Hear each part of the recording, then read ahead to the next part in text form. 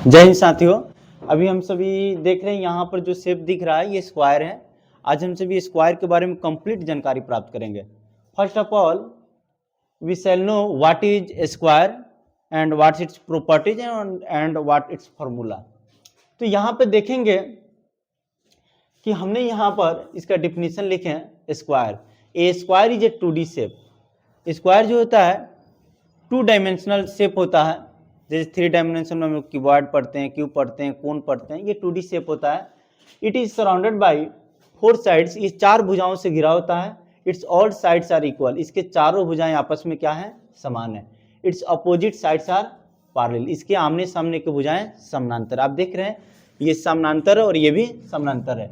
It's each angle is up 90 degree, और इसका प्रत्येक कोण 90 डिग्री का होता है। हमने प्रॉपर्टीज में लिख रहे हैं its all sides are equal, तो यहाँ पे its all sides are equal, AD equal to DC equal to BC equal to AB, यहाँ पर ये A के बराबर है। Its opposite sides are parallel, opposite sides parallel है, इट मीन्स AD ये पैरेलल है BC का एंड AB ये पैरेलल है DC का। थर्ड में हम नोट कर सकते हैं its diagonals,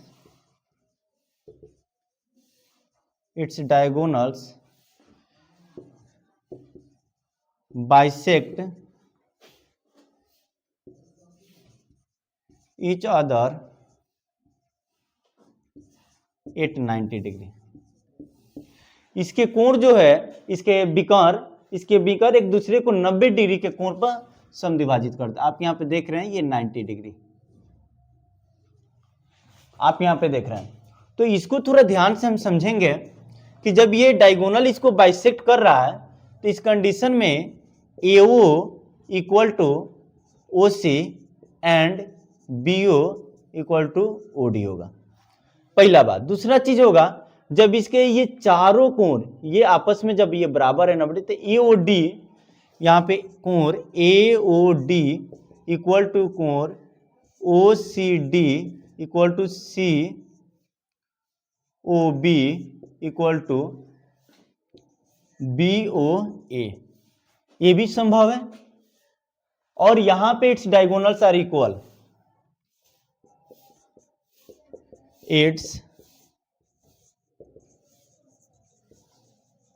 it's diagonals are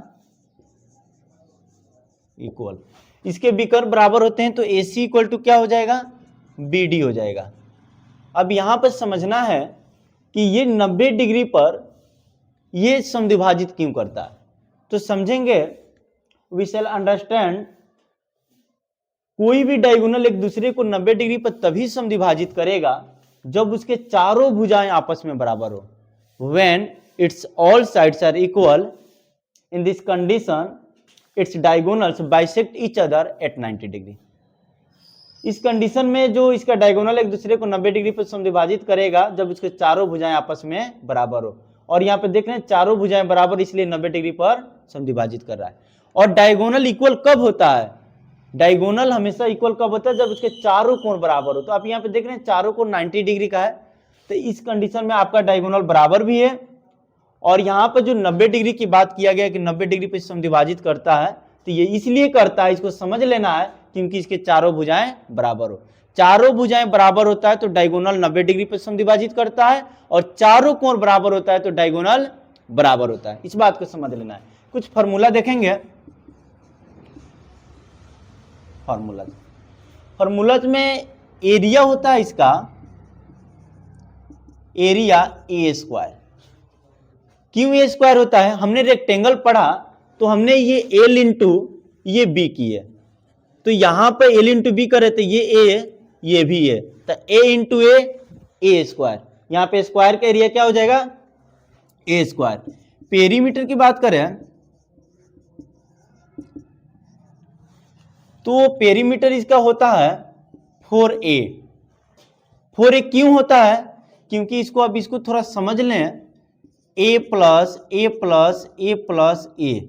perimeter में हम लोग समझते हैं कि पेरीमीटर का मतलब सबको ऐड कर देना, चारों तरफ के परिधि को। यहां पर देख रहे हैं A 4 बार है तो 4A हो गया।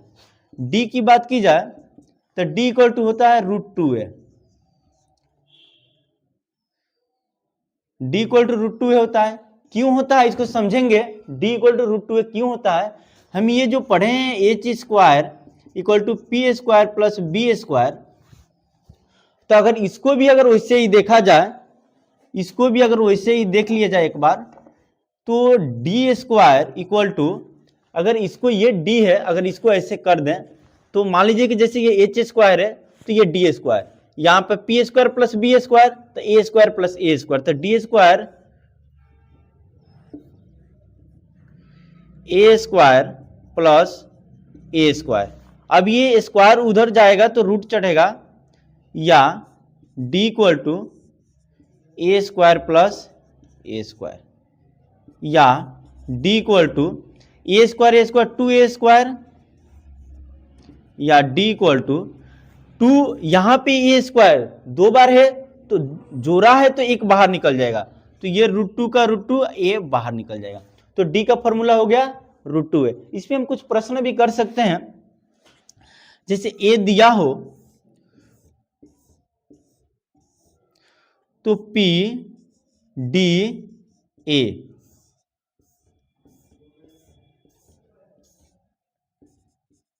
Four meter, 3√2 meter, 3 meter, 9 meter, 6 meter, आप एपीडी को प्राप्त कर सकते हैं। इस फॉर्मूला पे एपीडी को आप आसानी से प्राप्त कर सकते हैं। जैसे ये 4 मीटर ए दिया है, अगर हमको एरिया निकालना है तो यहाँ पे हम लिख सकते हैं given a equal to 4 meter. First question के लिए अगर इसमें नंबरिंग 1 2 3 4 5 कर दिया जाए तो ए इक्वल टू, तो पी इक्वल टू क्या हो जाए, एरिया अगर निकला जाए, पहले एरिया अगर हम निकाले ए इक्वल टू ए स्क्वायर होता है, तो ए के जगह पर 4 मीटर का स्क्वायर 16 मीटर स्क्वायर। अगर हम पी निकालें, 4a फार्मूला होता है 4 into 4 meter equal to 16 meter. अगर डी निकालें, रूट 2a फार्मूला होता है, तो रूट 2 ए के जगह पर 4 मीटर इक्वल टू 4√2 मीटर।